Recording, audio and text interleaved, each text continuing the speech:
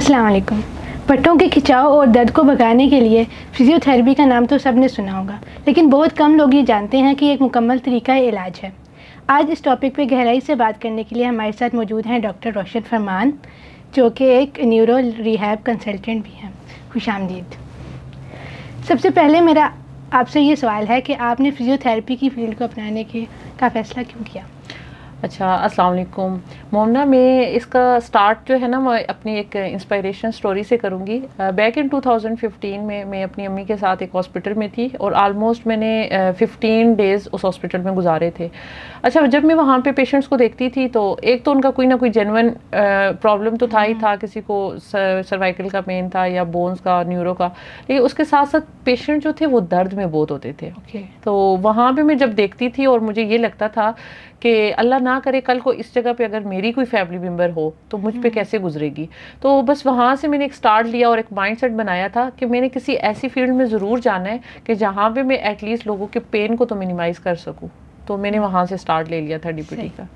تو آپ کے خیال میں وہ کون سے ایسے مسائل ہیں جن کے لیے فزیوتھیراپسٹ کو دکھانا ضروری ہے؟ اچھا دیکھیں مومنا، اب تو ماشاءاللہ سے لوگوں کو اویئرنیس ہونا شروع ہو بھی گئی ہے، لیکن جو بہت بیسک ہیں، ایٹ لیسٹ آپ کو کوئی مسکولر پین ہو رہا ہے، آپ کو نیک میں پین ہے، آپ کو بیک میں پین ہے، آپ کو نیز کے اندر پین ہے، آپ کو اینکل کے پین ہے، مسکولر پین ہے، تو ایٹ لیسٹ آپ کو فرسٹ کنسرن ہونا چاہیے کہ ہمیں اپنے فزیوتھیراپسٹ کو بتانا چاہیے. ٹھیک ہے، مطلب پاؤں سے لے کر سر تک آپ کے کوئی بھی جوائنٹس میں پین ہے یا آپ کے مسلس میں کھچاؤ ہے تو پہلی جو آپ کی پرائرٹی ہے وہ فزیوتھیراپسٹ ہونا چاہیے، نہ کہ جنرل فزیشین یا پھر میڈیسن کی طرف. بالکل، جیسے ہی آپ کو اس طرح کے سمٹمز آئیں اور آپ کو لگے تو آپ کو ڈیفینیٹلی اپنے فزیوتھیراپسٹ سے کنسرن کرنا چاہیے. اچھا، فزیوتھیراپسٹ سے مشورہ کرنے کے لیے جانے کے لیے مریض کو کون سی باتوں کا خیال رکھنا چاہیے؟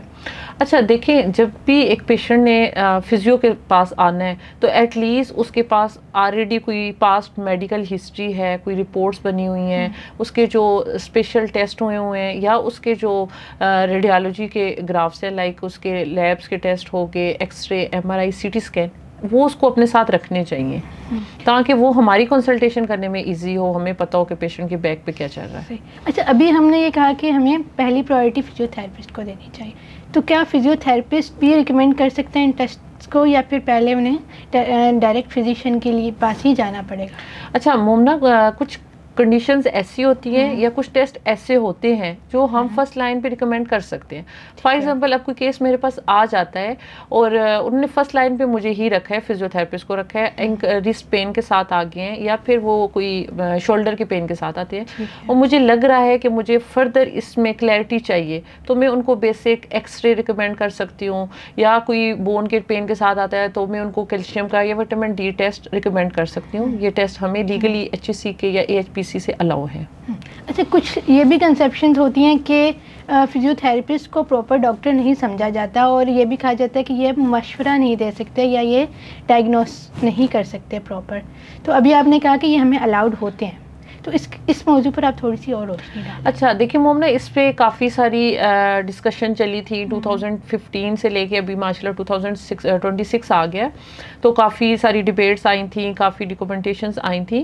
تو پھر ایسا ہوا تھا کہ HEC جو پراپر ہائر ایجوکیشن ڈپارٹمنٹ ہے، یا پھر ہمارا ایک اپنا ہوتا ہے AHPC، allied health profession council ہوتی ہے، تو انہوں نے الاؤ کر دیا تھا کہ ایک تو ہم، کیونکہ ہماری 5 ایئر کی پراپر ایک ڈگری ہوتی ہے، تو اس کی ڈگری کے نام کے اندر ہی آتا ہے ڈاکٹر آف فزیوتھیراپی. ٹھیک ہے، تو ہم ڈاکٹر کا یوز کر سکتے ہیں.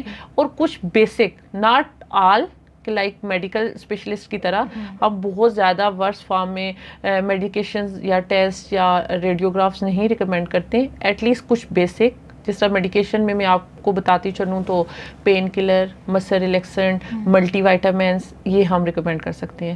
اور اسی طرح کچھ جہاں پہ ہمیں لگے کہ اس پیشنٹ کو ایکس رے کروانے چاہیے تو ہم ان کو وہ بھی ریکمینڈ کر دیتے ہیں.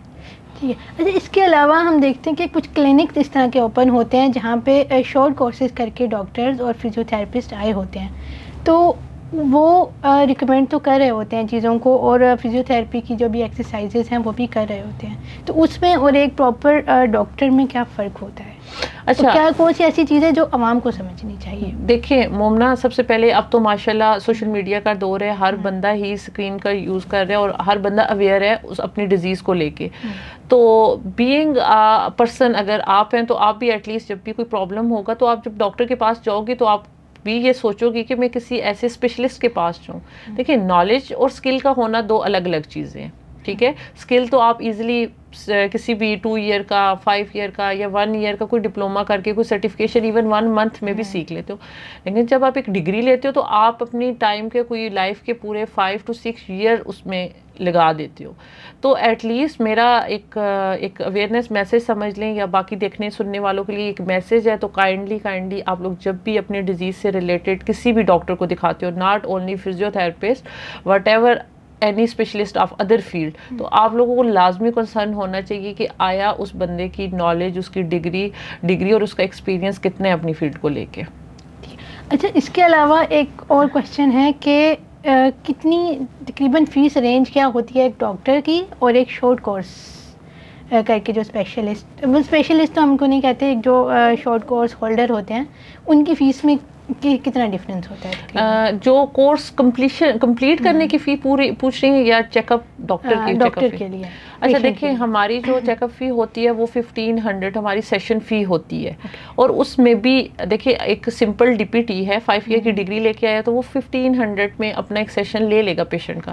لیکن کیونکہ جس طرح میں ہوں تو میں نے ایک اسپیشلائزیشن کر لی ہے نیورو کے اندر، تو پھر ہماری 700 جو ہوتی ہے وہ ایز اے کنسلٹیشن فی ہوتی ہے. اس میں ہم نے پیشنٹ کو پراپر ٹائم دینا ہوتا ہے، اس کی پراپر اسسمنٹ کرنی ہے، ڈائگنوسس کرنی ہے، دین ہم نے ٹریٹمنٹ پلان پروگرام بنانا ہے اس کا. اس کی ٹریٹمنٹ کے حساب سے پھر اس کی exactly patient to patient vary کر لیتا ہے. ٹھیک. اچھا، اس میں ابھی آپ نے اسپیشلائزیشن کا کہا ہے، تو کیا فزیو میں بھی بہت ساری اسپیشلائزیشنز ہوتی ہیں جیسے جنرل میڈیسن میں ہوتی ہیں؟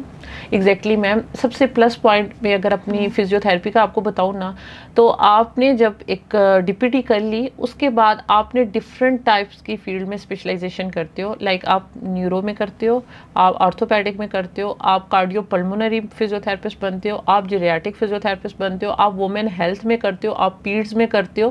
لائک بہت واسٹ فیلڈز ہیں جن کے اندر ایک ڈی پی ٹی کے بعد ایک بندہ جو ہے وہ جا سکتا ہے اور اپنے آپ کو اسپیشلسٹ بنا سکتا ہے. اچھا، اور پیشنٹ کے لیے آپ کیا ریکمینڈ کریں گی کہ جب پیشنٹ ایک سیشن لینے کے لیے آیا ہے وہ اپنی کلودنگ کس طرح سے کرے، اور ایسی کون سی چیزیں ہیں جو اس کو پتہ ہونی چاہیے، احتیاطی تدابیر ہیں جو اس کو کرنی چاہیے؟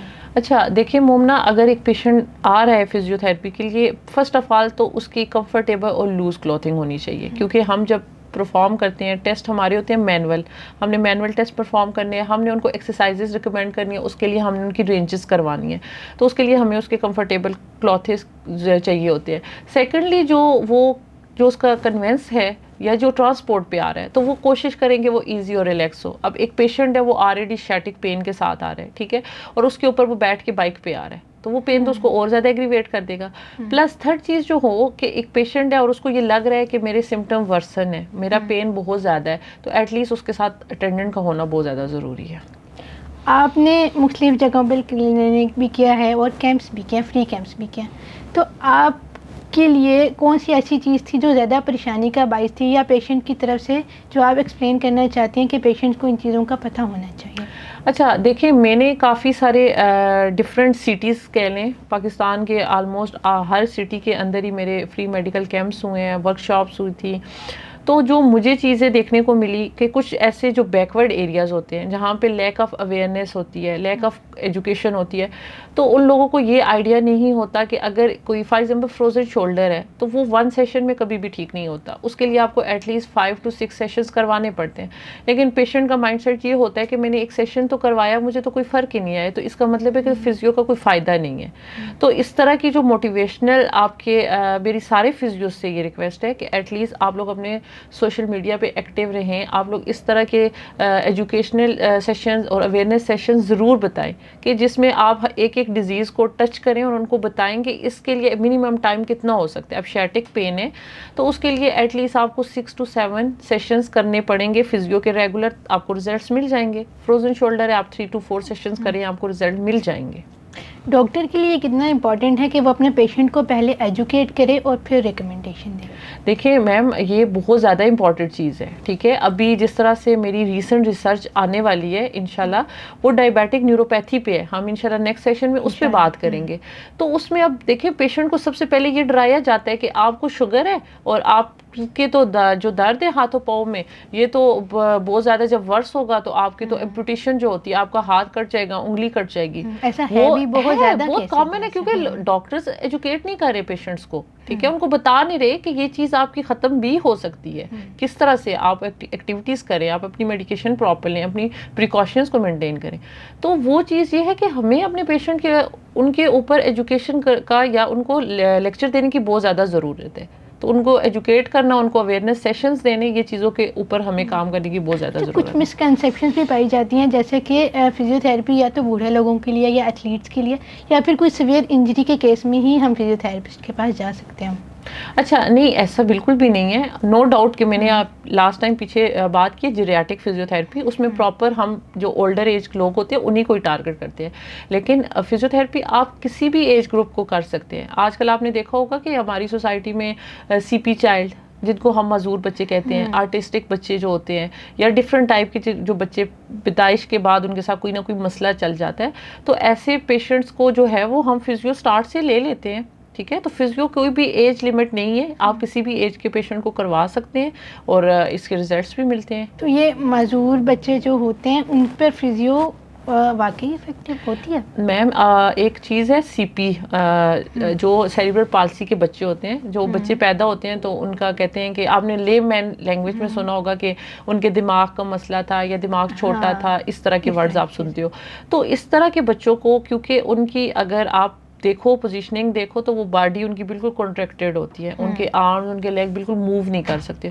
تو وہ واحد ایک فزیو تھراپی ہے جس سے وہ بچے ریکور ہوتے ہیں اور دوبارہ چلنے کے قابل ہوتے ہیں. اچھا, ایک اور مسکنسیپشن پائی جاتی ہے کہ فزیو کا تعلق صرف مساج سے ہے, تو اس کے بارے میں آپ کیا کہنا ہے؟ نہیں میم, بالکل بھی یہ بالکل مسکنسیپشن ہے, کیونکہ فزیو تھراپی وہی میں نے جس طرح پہلے بات کی ہے کہ ایک پراپر 5 ایئر کی ڈگری پروگرام ہے. تو اس میں ہمیں بہت زیادہ ٹیکنیک سکھائی جاتی ہیں. اگر ان شارٹ میں بتاؤں تو فزیو تھراپسٹ کو بولا جاتا ہے میجیکل ہینڈ, کیونکہ ہمارا کام مینول بہت زیادہ ہوتا ہے.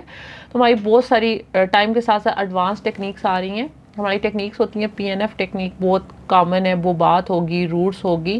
تو یہ ایسی ٹیکنیک ہے جن سے آپ بہت اچھے ریزلٹس جنریٹ کرتے ہیں, اور یہ ہم نے دیکھے بھی ہیں. جس طرح اسٹروک کے پیشنٹس ہیں, فالج کا مریض آیا, گھر والے یا میڈیکل والے یہ کہتے ہیں کہ یہ دوائیاں لیں, ٹھیک ہو گیا تو اللہ کی مرضی ہے, نہ ہو تو پھر آپ دیکھ لیں. لیکن واحد ایک فزیو تھراپی ہے, ہم بالکل اسٹارٹ سے, نو ڈاؤٹ کہ ٹائم ٹیکن ہوتا ہے. ایک اسٹروک کے پیشنٹ کو ریکور ہونے میں 6 منتھ بھی لگتے ہیں, 9 منتھ بھی لگتے ہیں, 12 منتھ بھی لگتے ہیں. لیکن فزیو سے وہ ایٹ لیسٹ بیڈ ریڈن سے اپنی انڈیپینڈنٹ واک پہ آ جاتا ہے. اب جیسے کہ ہم نے یہ جانا کہ اپنی زندگی کو بہتر بنانے کے لیے اور اپنی صحت کی طرف واپس آنے کے لیے فزیو تھراپی اور فزیو تھراپسٹ بہت زیادہ میجر رول پلے کرتے ہیں. میڈیسن کی طرف پہلے جانے سے پہلے ہمیں فزیو تھراپسٹ سے کنسلٹ کر لینا چاہیے, اور اس سے بہت زیادہ پازیٹیو امپیکٹ ہماری زندگی پر پڑتا ہے. اور اس سب کو سمجھنے کے لیے ہمیں ایجوکیشن کی ضرورت ہے. اسی طرح کے مزید معلوماتی پوڈ کاسٹ کو لے کر ہم آپ کے سامنے حاضر ہوں گے. تب تک کے لیے اللہ حافظ.